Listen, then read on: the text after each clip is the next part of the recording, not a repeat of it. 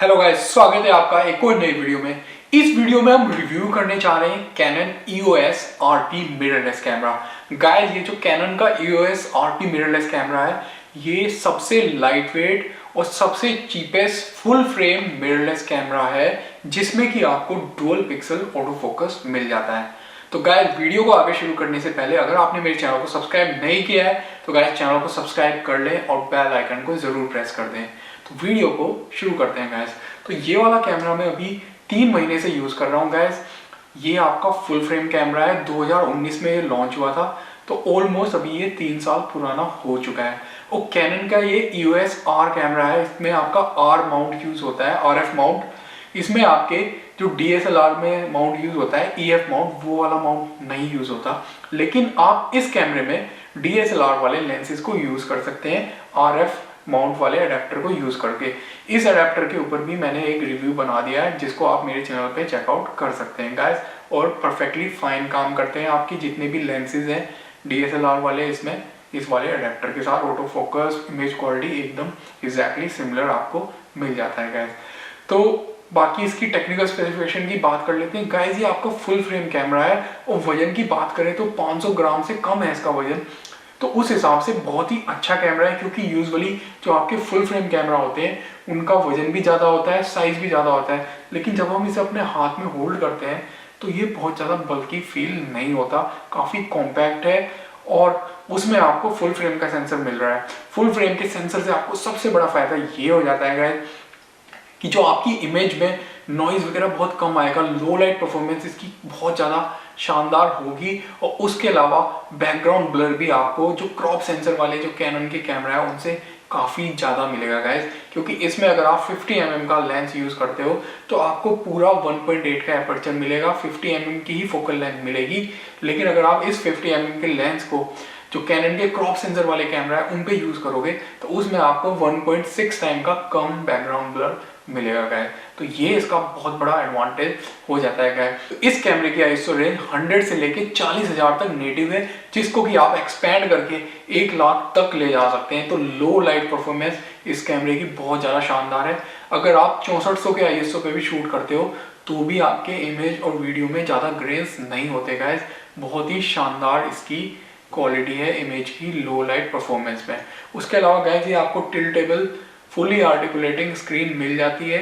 ये आपकी 3 इंच की है, रेजोल्यूशन भी इसका बहुत अच्छा है, 1.04 मिलियन किलो डॉट्स का इसका रेजोल्यूशन है। उसके अलावा गाइस आपको EVF मिल रहा है इसमें। तो EVF का सबसे बड़ा फायदा ये है कि आप इसे आंख पे लगा के अपने शॉट को कंपोज कर सकते हो, तो फोटोग्राफी के लिए भी बहुत ज़्यादा शानदार है। और इसमें जो आपको EVF मिल रहा है वो 2.36 मिलियन डॉट का OLED वाला EF मिल रहा है गाइस।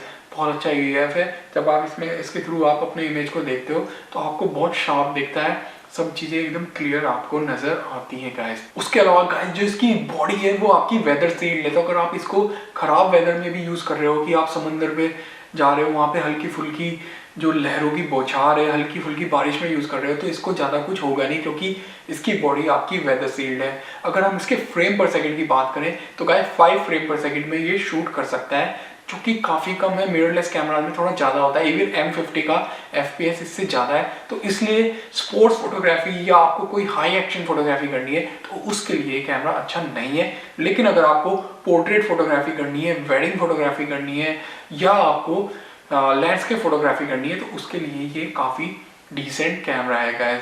उसके अलावा गाइस इसमें आपको वायरलेस, वाईफाई, ब्लूटूथ सारी चीजें मिल जाती है गाइस। इस वाले कैमरे में आपको फोकस स्टैकिंग भी मिल जाती है। तो फोकस स्टैकिंग में बेसिकली होता ये है कि मान लीजिए आपके आपने एक लाइन से 1 2 3 4 इस तरीके से लोग खड़े हैं, आपने पहले वाले के ऊपर फोकस किया, एक फोटो लिया, फिर दूसरे वाले पे फोकस करके एक फोटो लिया, फिर तीसरे पे, तो उन सारे फोकस को मिला के एक बहुत ही ज्यादा शार्प फोकस ये कैमरा बना सकता है। ये वाली फीचर इवन आपको कैनन का जो इससे महंगे वाला कैमरा आता है कैनन EOS R, उसमें भी नहीं मिलेगी, लेकिन इस EOS RP में आपको मिल जाएगी गाइस। इस कैमरे की प्राइस पॉइंट की बात कर ले तो 89,000 में ये आपको अमेजोन पे मिल रहा है। तो थोड़ा महंगा कैमरा है, लेकिन परफॉर्मेंस भी इसकी बहुत ज़्यादा शानदार है। अब हम इसके वीडियो एस्पेक्ट्स की बात करते हैं गाइस। तो इसमें आपको फुल एचडी में 60 फ्रेम पर सेकंड तक वीडियो मिल जाती है, जिसमें आपको डुअल पिक्सल ऑटो फोकस मिलेगा। और गाइस इसकी ऑटो फोकस की तो बस क्या ही बात करें, मतलब इसकी ऑटो फोकस की बात करना ही बेकार है, क्योंकि ऑटो फोकस इतना ज़्यादा शानदार है इसका, बहुत ही ज़्यादा बेहतरीन है, कोई भी कमी नहीं है ऑटो फोकस में। उसके अलावा गाइस ये 4K में भी शूट कर सकता है, लेकिन जब आप 4K में शूट करेंगे तो इसमें आपको 1.7 टाइम्स का एक क्रॉप फैक्टर आ जाएगा, तो आपको पूरा का पूरा सेंसर का एरिया नहीं मिलेगा शूट करने के लिए, आपका क्रॉप फैक्टर हो जाएगा। तो बेसिकली जैसा आपका क्रॉप सेंसर वाले DSLR से आपको व्यू बनता है, वैसा ही व्यू आपको इसमें 4K में मिलेगा। उसके अलावा गाइस 4K में आपका डुअल पिक्सल ऑटो फोकस काम नहीं करेगा, तो इतना मज़ा नहीं आएगा आपको 4K को यूज़ करने में। 4K में आपका कॉन्ट्रास्ट डिटेक्शन वाला ही ऑटो फोकस यूज़ होगा।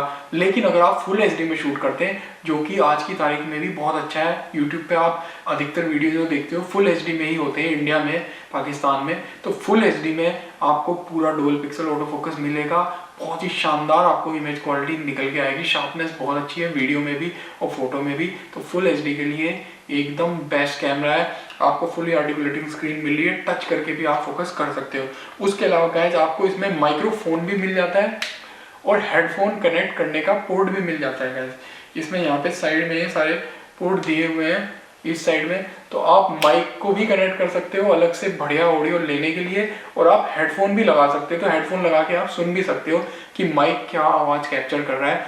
तो मूवी मेकिंग के लिए अगर आप प्रोफेशनल लेवल की मूवी बनाना चाहते हो, सिनेमैटिक वीडियो, तो बहुत अच्छा है। आप अपनी पूरी किट ले सकते हो, आप हेडफोन लगा सकते हो, उसके ऊपर आप माइक कनेक्ट कर सकते हो और गिम्बल वगैरह के साथ बहुत ही बेहतरीन आप प्रोफेशनल वीडियोस इससे सिनेमैटिक वीडियो बना सकते हो गाइस।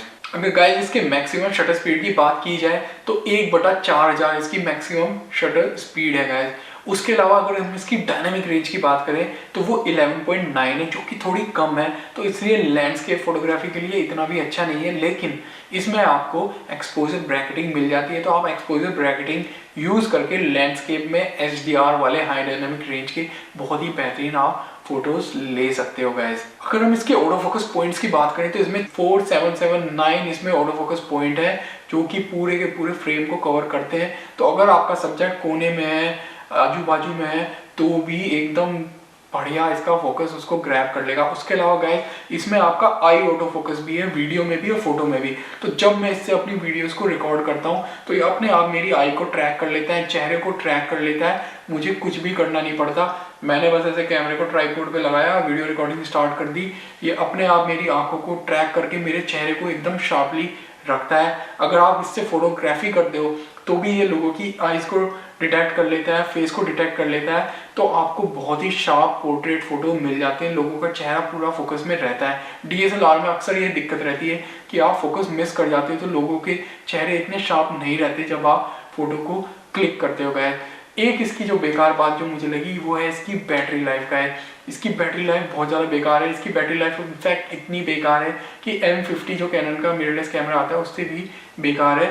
आप अगर फोटोग्राफी कर रहे हो तो 200-250 के आसपास ही आपको फोटो मिल पाएंगे फुल बैटरी चार्ज करने में, और अगर आप वीडियो बना रहे हो तो 1 घंटे के आसपास के बाद इसकी वीडियो स्टॉप हो जाएगी, बैटरी पूरी तरीके से खत्म हो जाएगी गाइस। उसके अलावा गाइस अगर वीडियो की बात करें तो मैक्सिमम 30 मिनट की इसमें आप कंटिन्यूसली वीडियो शूट कर सकते हो। 30 मिनट के बाद आपकी रिकॉर्डिंग स्टॉप हो जाएगी और आपको आपकी वीडियो को फिर से स्टार्ट करना पड़ेगा गाइस। अब हम बात कर लेते हैं गाइस इससे लिए हुए फोटोज़ की, तो मैं स्क्रीन पे डाल देता हूँ जो मैंने इससे फोटोज़ लिए हैं। और गाइस बस क्या ही बात करें फोटोज़ की, फोटोज़ में शार्पनेस इतनी ज़्यादा अच्छी है। इसमें से कुछ फ़ोटो मैंने रात में लिए थे जिस वक्त काफ़ी ख़राब लाइटिंग थी, उसके बावजूद भी फ़ोटोज़ में आपका नॉइज़ नहीं है, बहुत ही क्लियर और शार्प फ़ोटो आए हैं। और जो फ़ोटो दिन में लिए गए हैं वो तो और भी ज़्यादा शानदार आए हैं, कलर्स और इसका फोकस हर चीज़ इतनी अच्छे से निकल के आई है गाइस, तो मुझे तो बहुत प्यारा लगा।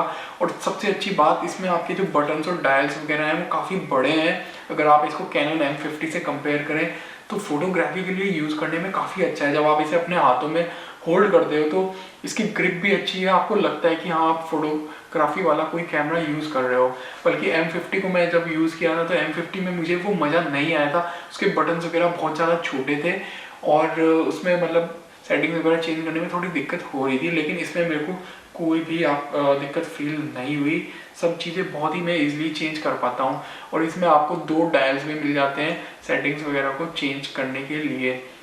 तो गाइस अब हम बात कर लेते हैं इससे ली हुई सैंपल वीडियो की। तो इससे ली हुई सैंपल वीडियो मैं स्क्रीन पे डाल देता हूँ, तो आप देख सकते हैं कि कैसी वीडियो की क्वालिटी निकल के आई है। हेलो गाइस, अभी आप जो वीडियो देख रहे हैं वो Canon EOS RP mirrorless camera से है, और इसके ऊपर मैंने 50mm f1.8 वाला STM लेंस लगाया हुआ है, और मैंने f1.8 का ही अपर्चर डाला हुआ है। तो आप देख सकते हैं कितना बेहतरीन आपको बैकग्राउंड ब्लर मिल रहा है। और क्योंकि यार ये मिररलेस कैमरा है, फुल फ्रेम है, और यार ऑलमोस्ट लेटेस्ट है, तो यार ऑटो फोकस की तो क्या ही बात करनी। ऑटो फोकस बहुत ज़्यादा शानदार है, कोई हंटिंग नहीं है, कोई नॉइज़ नहीं है। आप देख सकते हैं कितना स्मूथ बैकग्राउंड ब्लर है। तो अब मैं आपको बैकग्राउंड के ऊपर फोकस करके दिखाता हूँ। देखो इसने अपने आप ही इन पत्तियों के ऊपर फोकस ग्रैब कर लिया।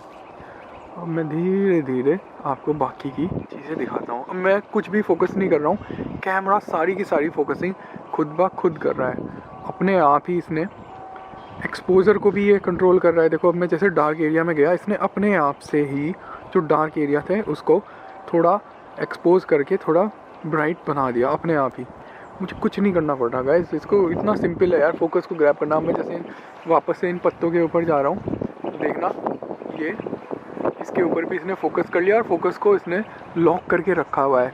पत्तियां हिल रही हैं लेकिन फिर भी इसने फोकस को हिलने नहीं दिया, एकदम स्मूथली फोकसिंग कर रहा है गाइस। तो बहुत ही शानदार कैमरा। अगर आपको वीडियो मेकिंग के लिए चाहिए यार, इसमें आपका माइक भी है, फुल फ्रेम का आपको इसमें सेंसर मिल रहा है गाइस, और आपको इसमें फुल HD में 60 फ्रेम पर सेकेंड वीडियो मिली। आप 4K में भी शूट कर सकते हैं इसमें, बस आपका एक थोड़ा क्रॉप फैक्टर आ जाएगा गाइस। तो गाइस मुझे तो वीडियो बहुत अच्छी लगी, आई होप आपको भी अच्छी लगी होगी। बहुत ही अच्छा कैमरा है वीडियो मेकिंग के लिए भी और फोटोग्राफी के लिए भी। अगर आपको एक all in one full frame camera चाहिए जिसका ऑटो फोकस भी तगड़ा हो, फोटो भी शानदार लेता हो, वीडियो भी अच्छी बनाता हो, तो आप इस कैमरे को बिल्कुल ले सकते हैं गाइस। अब मैं आपको इस कैमरे का क्लोजअप में दिखा देता हूँ व्यू कि ये दिखता कैसा है गाइस। ये यहाँ पे कैनन का लोगो बना हुआ है, ये इसका शटर बटन हो गया, और एक यहाँ पे जैसे कैनन के कैमरों में होता है, इससे आप अपनी शटर स्पीड, अपर्चर वगैरह को एडजस्ट कर सकते हैं। वीडियो रिकॉर्डिंग के लिए इन्होंने ऊपर ही बटन दे दिया है। ये आपका मोड डायल हो गया जिसमें आप डिफरेंट मोड्स को सेलेक्ट कर सकते हो। और इस कैमरे में गाइस फ्लैश नहीं है, ये चीज़ मैं आपको बतानी भूल गया। तो अगर आपको फ्लैश यूज़ करना है तो आप अलग से एक्सटर्नल फ्लैश यहाँ पे लगा के यूज़ कर सकते हैं गाइस, ठीक है। और इस साइड में आपका ऑन ऑफ का स्विच हो गया। अगर ऑन ऑफ का स्विच इसी के साथ होता शटर बटन के तो थोड़ा ज़्यादा अच्छा होता। अभी इसमें दूसरी तरफ है तो मेरे को दोबारा हाथ ले जाना पड़ता है उधर इसको बंद करने के लिए। पीछे से दिखा देता हूँ, ये कुछ ऐसा दिखता है। और क्योंकि इसकी टच स्क्रीन है तो सेटिंग्स वगैरह को चेंज करना बहुत ईजी है गाइस। ये इसका EVF हो गया। और इसकी जो बैटरी है वो यहाँ पे पड़ती है। और एक ख़राब बात जो मुझे लगी, जो आपका SD कार्ड है वो यहाँ पे बैटरी वाले डोर के अंदर आपको डालना पड़ता है। अब जो बाकी जो इसके इम्पोर्टेंट पोर्ट्स हो गए वो इस साइड है। ये आप देखो, ये आपका माइक का ऊपर वाला पोर्ट हो गया और नीचे वाला आपका हेडफोन के लिए हो गया। उसके अलावा आपको HDMI वगैरह कनेक्ट करने के सारे पोर्ट मिल जाते हैं, और ब्लूटूथ और वाईफाई तो इस कैमरे में है ही। तो गाइस अब फाइनल बात कर लेते हैं कि क्या ये कैमरा आपको लेना चाहिए। गाइस अगर आपको एक अच्छा मिररलेस कैमरा चाहिए प्रोफेशनल यूज़ के लिए, तो आप बेशक इस कैमरे को ले सकते हैं। इससे आप प्रोफेशनल लेवल का वीडियो मेकिंग का काम कर सकते हैं। ऑटो फोकस इसका शानदार है, फोटो में भी वीडियो में भी। आप इसको स्टूडियो में यूज़ कर सकते हैं, आप इससे म्यूजिक वीडियो को शूट कर सकते हो, आप सिनेमैटिक वीडियो बना सकते हो, और उन चीज़ों को आप बेच भी सकते हो अपने क्लाइंट को प्रोफेशनल काम के लिए, पेड वर्क के लिए आप इसको बेशक यूज़ कर सकते हो। अगर आप साथ में, जैसे मैंने इसमें RF माउंट वाला एडेप्टर लगाया है, तो आप इसको लगाते हो तो आप साथ में DSLR के जो पुराने लेंसेज हैं EF वाले उनको यूज़ कर सकते हो। लेकिन एक इम्पॉर्टेंट चीज़ क्या है, आप इसमें क्रॉप सेंसर वाले लेंस को मत यूज़ करना, इसमें आप फुल फ्रेम वाले लेंस यूज़ करना। जैसे आपका 50mm f1.8 का लेंस हो गया, 40mm f2.8 वाला STM लेंस हो गया, या फिर जितने भी आपके कैनन के EF वाले फुल फ्रेम के लेंसेज आते हैं उनको यूज़ करो, कोई भी दिक्कत नहीं होगी, एकदम स्मूथली काम करेंगे। ऑटो फोकस, इमेज क्वालिटी एकदम आपको सेम टू सेम उनसे मिलेगी गाइस। अगर आप एक बिगिनर हैं तो शायद आपके लिए ये थोड़ा आउट ऑफ बजट हो जाए, क्योंकि गाइस 89,000 के आसपास इंडियन रुपीज़ की बात कर रहा हूँ इसकी बॉडी आती है। अगर आप पाकिस्तान से हैं तो शायद और भी ज़्यादा महंगा होगा, 2 लाख के आसपास इसकी सिर्फ बॉडी ही होगी।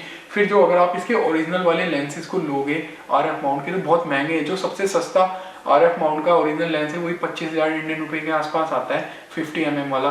तो इसलिए ये थोड़ा आप लोगों के लिए आउट ऑफ बजट हो जाएगा। ये बेसिकली कैमरा प्रोफेशनल लोगों के लिए है या जो हॉबी वाले लोग हैं जिनके लिए बजट की प्रॉब्लम नहीं है। अगर आपके पास पैसा है, आपको बेस्ट वीडियो क्वालिटी चाहिए, बेस्ट फोटो क्वालिटी चाहिए, बेस्ट ऑटो फोकस चाहिए, तो तब आप बेशक इस कैमरे को ले सकते हैं गाइस।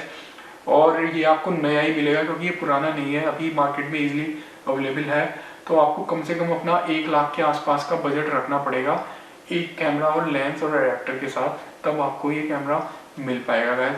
बट अगर हम बात कर लें यार वीडियो क्वालिटी की, अगर मैं इसकी वीडियो क्वालिटी को कैनन के 80D से कंपेयर करूं या अभी मैं कैनन 77D यूज़ कर रहा हूं, उसमें भी आपका डुअल पिक्सल ऑटो फोकस है, अगर मैं उससे कंपेयर करूं या कैनन के M50 से कंपेयर करूं, तो इसकी वीडियो में भी और फोटो में भी दोनों में इमेज क्वालिटी उनसे बहुत ज़्यादा बेहतर है। शार्पनेस इसमें ज़्यादा है, लो लाइट परफॉर्मेंस इस कैमरे की बहुत ज़्यादा है उन क्रॉप सेंसर वाले कैमरों से। कैनन 70D या 80D के आप बात करो, अगर उनकी लो लाइट परफॉर्मेंस है, अगर आप उनको 6400 के ISO पे शूट करोगे तो उसमें काफ़ी ग्रेन आएगा, लेकिन इस वाले में आपको नहीं आएगा। इनफैक्ट 3200 में तो आपको पता ही नहीं चलता कि कोई इसमें नॉइस है गाइस। ऑलराइट गाइस, आपको इस कैमरे से रिलेटेड कोई भी क्वेश्चन हो तो आप यहाँ पे कमेंट कर सकते हो। और अगर आपको मेरी वीडियो अच्छी लगी हो तो यार वीडियो को लाइक कर देना और शेयर जरूर करना यार वीडियो को।